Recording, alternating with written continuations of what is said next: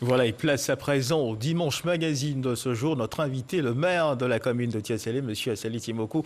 Monsieur le maire, ravi de vous avoir sur ce plateau pour parler ensemble, n'est-ce pas, d'une question qui jusque-là portait le qualificatif d'épineuse, tant la question, on va le dire, on peut le dire, a troublé le sommeil des parents d'élèves. Il s'agit bien sûr de la question des frais COGES, des parents d'élèves qui, on l'espère, dormiront du sommeil du juste depuis, sinon, la récente décision prise par le chef de l'État, Alassane Ouattara, le 14 décembre dernier, au cours de sa prestation de serment, eh bien, de confier à présent la prise en charge de ces frais au gouvernement et aux collectivités locales. Et monsieur le maire, votre présence sur ce plateau, un double sens pour nous, car en plus d'être maire, vous avez un regard particulier, voilà, sur la gestion de cette question. Vous en avez fait une affaire personnelle, mais avant, je voudrais vous demander, j'ai une interrogation. Le rôle du COGES est de contribuer à la promotion de l'établissement où il siège, ou en créant des conditions, n'est-ce pas, optimum pour un meilleur fonctionnement de l'établissement.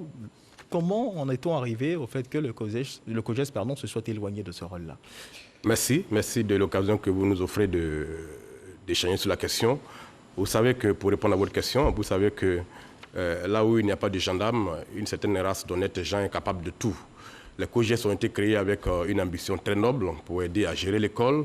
Malheureusement, dans leur fonctionnement, ils se sont transformés en un outil de recouvrement de fonds, de sorte que leurs missions qui ont été déclinées dans un décret qui a été pris en 2012 par le chef de l'État, qui sont au nombre de 15, leurs missions ont été complètement dévoyées et au lieu d'aider à gérer l'école, à promouvoir l'école, les COGES se sont transformés comme je l'ai dit, en un outil de recouvrement. De sorte que les parents d'élèves à qui on a dit que l'école est gratuite ont été étonnés de découvrir que finalement, l'école n'est pas aussi gratuite que cela et que les frais chaque année augmentent alors que l'État chaque fois répète que l'école est gratuite. Et donc, les COGES sont sortis de leur rôle.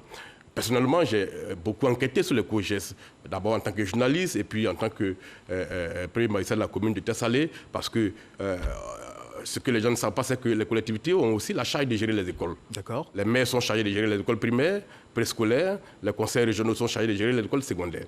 Et donc, le décret qui porte attribution de compétences de COGES fait des élus locaux que nous sommes les présidents des assemblées générales des COGES. Et donc nous avons le droit, le pouvoir de jeter un regard sur le fonctionnement des COGES. Et à Tiasalé, pour parler d'autres expériences, depuis octobre 2019, nous avons ouvert une enquête sur les COGES de nos communes pour comprendre où est-ce que vont les fonds qui ont été collectés pendant des années, alors que l'école tombe en ruine chaque année. Et monsieur le maire, ce regard particulier au niveau de votre commune, nous allons y venir. Mais moi, je voudrais savoir, est-ce que c'est vrai, hein, sans vouloir me faire l'avocat de ces COGES, est-ce qu'il ne souffre pas aussi d'une mauvaise publicité?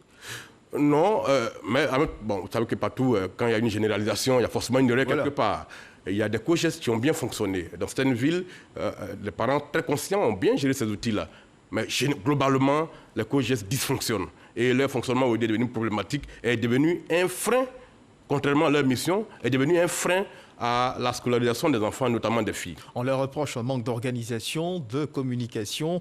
Tous ces paramètres doivent-ils être repensés et mieux restructurés? Oui, en fait, tout est à reprendre pour les COGES. Vous savez, les COGES ont 15 attributions, ont 15 missions. Mais dans les faits, les COGES n'exercent qu'une seule attribution, celle qui consiste à recouvrer les fonds. Et donc, laissant à côté les 14 autres attributions. Et c'est ce qui a fait qu'aujourd'hui, les Ivoiriens sont complètement remontés contre le fonctionnement des COGES. Et donc, c'est tout le système qui a repensé. Et je pense qu'on va y revenir. Et vous, collectivités, quels sont vos rapports avec ces COGES-là? Est-ce que vous travaillez en bonne intelligence ou ce sont des rapports qui sont parfois conflictuels? Alors, par rapport aux collectivités, il faut dire que, comme je l'ai dit tout à l'heure, que la loi sur le transfert des compétences fait des élus locaux, notamment les conseils généraux et les maires, les présidents des assemblées générales des COGES. Et comme la compétence de gérer l'école et de construire les établissements a été transférée aux collectivités, c'est aux maires et aux présidents des conseils régionaux de construire les écoles et de gérer l'école. Et c'est pour ça que le décret fait d'eux les présidents des assemblées générales des COGES. Le problème est que les ressources qui accompagnent ce transfert de compétences ne sont pas venues, ou bien viennent à un niveau tellement insignifiant que globalement, les maires ont décroché, les présidents des conseils régionaux ont décroché, n'ont pas les ressources de gérer ce transfert-là. Et donc, laissant les COGES fonctionner dans la main des parents d'élèves et sous le diktat des inspecteurs d'école et des directeurs nationaux de l'éducation nationale dans les villes de Côte d'Ivoire. Et donc, ce qui a fait que les élus ont décroché et ne suivent pas. Les maires envoient souvent un adjoint suivre ce qui se passe, mais ne participent pas réellement à la gestion de l'école alors qu'ils ont compétence pour gérer. Les responsabilités sont donc partagées? Elles sont partagées, bien sûr, parce que les maires ont une excuse en disant qu'on nous a transféré une compétence qu'on a gardée à Abidjan. Quelqu'un a ironisé en disant l'État a transféré les problèmes aux élus et a conservé à Abidjan les solutions. Comment vous voulez qu'on gère l'école alors que les ressources qui doivent servir à gérer l'école restent au ministère? Donc les élus ont décroché et donc les COJES ont fonctionné sans le regard des élus et sont transformés en outils de recouvrement de fonds. Justement, il y a une collaboration qui devra certainement connaître une mise à jour avec la décision prise par le chef de l'État. Tout à fait. Mais qu'est-ce qu'on leur reproche exactement à ces COJES? On reproche aux COJES exactement, pas nous les élus locaux, je veux dire les parents d'élèves, puisque nous sommes au service des parents d'élèves, nous sommes au service de nos administrés. Ils sont en train de pleurer tous les jours. À chaque rentrée scolaire, ce sont des problèmes en un point fini et des menaces même de troubles à l'ordre public par rapport aux COJES. Les frais que les COJES doivent lever sont des frais qualifiés d'exceptionnels par la loi. Mais le fait est qu'aujourd'hui, les COJES ont transformé le mot exceptionnel en norme. Les cotisations devaient être exceptionnelles, sont devenues une norme. Et il y a une course à la levée des fonds. Je vous fais une confidence. Allez-y. Il y a des directeurs d'école qui ont perdu leur poste parce qu'on leur a reproché de n'avoir pas recouvré suffisamment. Parce que les inspecteurs contrôlent. Derrière les inspecteurs, il y a une autre machine là-bas qui contrôle. Et donc, tu surveilles que les directeurs poursuivent les présidents de COJES, lesquels poursuivent les parents d'élèves, qui eux-mêmes n'ont aucun moyen. Et donc, quand le directeur n'a pas assez de ressources, à la commission de nomination et de confirmation, le directeur est relevé de sa fonction. Donc, les COJES ont été transformés, comme je le dis, et le mot est important, en outil de recouvrement. De sorte que les parents d'élèves, qui peuvent avoir 1, 2, 3, 4 enfants à l'école, doivent payer entre 7 500 et 15 000 francs au primaire. Je vous donne un exemple. Allez-y. Il y a une école dans un village qu'on appelle Rosalie Cro, dans le département de Tessalé. D'accord. Les enfants sont assis à même le sol. L'école est en bambou, avec des bâches noires au-dessus et des feuilles de palmier. Les enfants sont assis à même le sol, mais tenez-vous bien, dans cette école-là, les COJES recouvrent 10 000 francs par enfant. Ils sont transférés en ville et gérés par un ensemble de complicités qui est dans la chaîne de l'éducation où l'argent est partagé et l'école n'a même pas un banc. Ce n'est pas acceptable. Et c'est pour ça que nous sommes en train de nous battre pour que toutes ces choses-là changent maintenant. Et ce sont les enquêtes que vous avez menées sur le terrain qui vous ont permis d'aboutir Oui, à ces toutes les enquêtes qu'on a menées sur le terrain démontrent que à 80%, les ressources de COJES finissent dans des poches d'individus qui n'ont rien à voir avec le fonctionnement de l'école dans les faits. Alors, monsieur le maire, les frais, justement, COJES, on le disait à l'instant, sont une grande inquiétude pour les parents.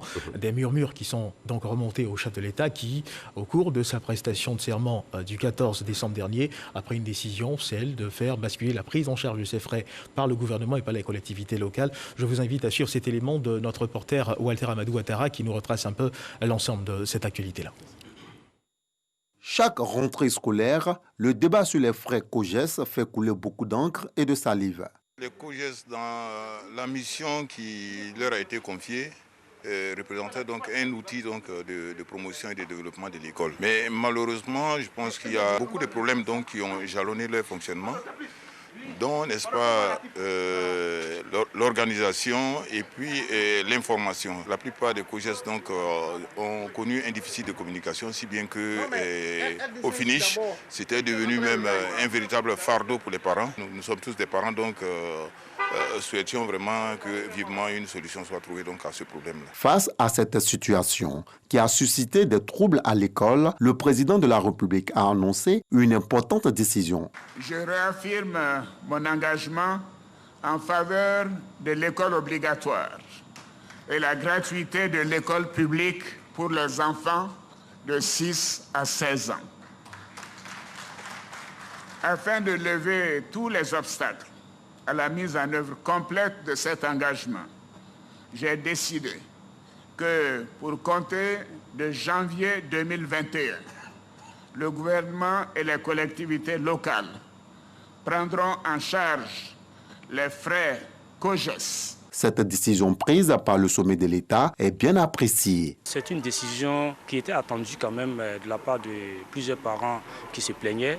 Et nous pouvons dire aussi à notre niveau que c'est une décision salutaire parce que ça va permettre quand même aux collectivités décentralisées telles que les mairies et autres de bien prendre en compte l'amélioration du cadre de vie et de travail des élèves dans les établissements.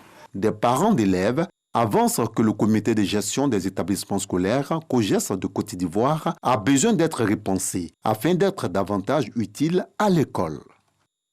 Alors, monsieur le maire, on vient de le voir dans l'élément de notre reporter Walter Amadou Ouattara, des parents viennent de s'exprimer, voilà, d'exprimer toute la difficulté pour eux, un cri de cœur qui méritait d'être entendu par le chef de l'État. Oui, le cri de cœur méritait d'être entendu par le chef de l'État. Ça fait près de 2 décennies que les parents crient par rapport aux cotisations COGES. Le chef de l'État fait donc bien de prendre maintenant le taureau par les cornes et de décider que ces frais vont être désormais supportés par les collectivités et l'État. Ce que je veux dire par rapport à cette décision, c'est que pour la comprendre, il faut l'inscrire dans le contexte ou bien dans le cap fixé par le chef de l'État par rapport au mandat qu'il va faire maintenant. D'accord. Et il a dit que pour ce mandat-là, le cap, c'est la lutte contre la corruption. C'est l'éducation, la formation professionnelle et l'emploi des jeunes. L'affaire sur les COGES, il faut l'inscrire dans l'angle de la corruption. À ce niveau-là. À ce niveau-là. Il faut l'inscrire dans l'angle de la corruption. Et donc, la décision que le chef d'État a prise peut être appréciée à plusieurs niveaux. D'abord, elle va donner du sens à la notion de gratuité de l'école. Parce qu'on a proclamé l'école gratuite. Mais dans les faits, elle n'est pas gratuite. Et donc, supprimer les frais COGES par rapport aux parents, c'est une décision importante. Deuxième chose, elle va remettre les collectivités, les élus locaux, maires et conseils régionaux, dans leur vrai rôle, qui est de gérer l'école et de construire les établissements scolaires. Ce n'est pas au ministère de l'Éducation nationale de construire les écoles. Cette compétence a été transférée aux collectivités. Il faut donc que les ressources qui sont destinées à cela soient envoyées aux collectivités pour qu'elles jouent vraiment leur rôle. Ensuite, cette décision du chef de l'État va redonner un nouveau souffle à l'école en mettant fin aux activités d'une véritable armée d'acteurs du système éducatif qui ont créé ou qui ont construit un vrai business dans la poche des parents, avec des pratiques parfois mafieuses et qui tournent autour des COGES. Enfin, je pourrais dire que cette décision va redonner de l'espoir et va créer une nouvelle espérance dans l'école pour les parents d'élèves qui désormais pourront faire des économies qui ailleurs finissaient dans les poches d'individus transformés en recouvreurs de fonds dans nos écoles. Donc alors, voilà comment il faut apprécier cette décision du chef de l'État. Alors j'ai en face de moi un maire de la République. C'est une décision du chef de l'État qui fait également obligation aux maires démissionnaires de se remettre en selle. Oui, mais justement, les élus que nous sommes, nous n'avons pas d'excuses. Justement, comment est-ce que les élus que vous êtes comptez justement répondre à... Il faut que les élus que nous sommes, nous prenions nos responsabilités. À Thiès-Salé, nous l'avons fait. C'est vrai que les ressources destinées au transfert de compétences sur les écoles n'arrivent pas en quantité, je veux dire, selon les normes, elles n'arrivent pas, mais ce n'est pas une raison aussi pour démissionner totalement. À Thiès-Salé, malgré la modestie des moyens, nous avons réfléchi et nous avons trouvé une solution. Je dis que l'affaire des COGES doit être appréciée sous l'angle de la corruption. Nous avons dit à Thiès-Salé, désormais, le maire joue son rôle. Nous avons évalué toutes les cotisations des COGES et à quoi cela est destiné, à payer le matériel didactique, à réparer une porte qui est gâtée, à remplacer un plafond. Tous ces fonds-là, c'est les parents qui payent. Désormais, la mairie dit, nous budgétisons cela, et quand les COGES ont besoin de réparer une porte, ils n'ont qu'à s'adresser à la mairie envoie un fournisseur, il répare et on le paye via le trésor. Ça supprime cette gestion, cette répartition des fonds des parents dans les poches d'individus. Et vous l'avez plutôt bien réussi à Thiès-Salé. Mais monsieur le maire, y a-t-il des raisons de craindre que certains COGES usent de moyens détournés pour justement réussir à extorquer de nouveau des fonds, de l'argent aux parents d'élèves? Oui, la décision que le chef de l'État a prise est importante. Mais comme je le dis, une chose est de prendre la décision, une autre est de l'avoir appliquée sur le terrain. Et je pense qu'il va falloir que tous nous redoublions d'efforts parce que je suis certain, parce que j'ai enquêté dessus et je connais le système. Je sais qu'une véritable guerre va être faite contre la décision sur le terrain parce qu'il y a des intérêts qui sont en jeu. C'est 40 milliards au moins qui sont partagés chaque année par les acteurs de ce système-là. Et donc, par aucun moyen, ils ne verront d'un bon œil que cette manne-là leur échappe. Donc, ils vont se battre. Par conséquent, nous devons tous nous impliquer. Mais ce que je veux dire, il y a une distinction à faire dans le COGES. Il y a les frais COGES qui normalement ne doit pas excéder 3 000 francs à l'école primaire, ni 5 000 francs à l'école secondaire. Mais dans les faits, il y en a qui vont jusqu'à 10 000. C'est illégal. Ensuite, il y a les frais annexes, dont 80% sont illégaux. D'accord. Les frais de sport. Quand on prend 1 000 francs à un enfant qui est au CP1 ou bien qui est au CM2, quand vous décomposez ces frais-là, il y a 350 francs CFA seulement qui vont à une ligue censée être du sport. Mais les enfants ne pratiquent pas de sport. Et 650 francs sont partagés à la chaîne de complicité dans l'école. Quand vous prenez les frais qui sont liés à la photo, que les enfants de CM2 prennent 1 000 francs, Il y a une convention qu'ils ont signée avec des photographes. Les photographes prennent 300, 400 francs. Et les 600 francs sont partagés à la chaîne. Donc il y a un ensemble de frais annexes comme ça qui sont illégaux et qui sont prélevés dans la poche des parents qui les étouffent par rapport à leurs enfants. Enfin, il y a ce qu'on appelle les frais d'inscription dans les écoles privées. Quand un enfant de l'État est affecté dans une école privée par l'État, il doit être traité de la même manière que les enfants qui sont dans l'école publique. L'inscription, c'est 6 000 pour les enfants de l'État. Mais au privé, c'est entre 40 000 et 60 000 francs. Pourquoi? Parce qu'il y a un système de corruption qui fait que pour avoir un enfant affecté à l'État dans une école privée, le fournisseur doit payer entre 30 et 50 000 francs par enfant. Et donc, automatiquement, dès qu'on lui affecte des enfants, il récupère son argent dans la poche des parents. Ça aussi, ça doit être combattu. Et comme solution alternative, seriez-vous pour la mise sur pied d'une forme de police des COJES? Non, d'abord, il faut auditer. Je pense qu'il faut qu'on audite sur au moins 3 ans à quoi les fonds ont servi, ont été destinés. Pour qu'on sache qui a fait quoi, et que les personnes qui ont pris ces fonds-là les remboursent. C'est des fonctionnaires, ils n'ont pas le droit de s'enrichir sur le dos des populations. Enfin, il faut que les collectivités reçoivent les ressources qui leur sont destinées pour qu'elles jouent leur rôle. Sinon, la décision du chef de l'État fera un petit bruit sur le terrain et il ne se passera rien du tout. Merci Monsieur le maire, et je rappelle que vous étiez avec nous sur ce plateau pour qu'ensemble nous puissions parler de la gestion des COJES. Nous aurons certainement l'occasion, n'est-ce pas, d'éplucher l'ensemble des préoccupations et des propositions que vous avez à faire sur les questions. Merci d'avoir répondu favorablement à cette invitation de la Direction générale de la RTI. Mesdames et messieurs, merci de nous avoir suivis. C'est sur cette intervention du maire Assalé Timoko que s'achève cette édition. Dieu garde la Côte d'Ivoire.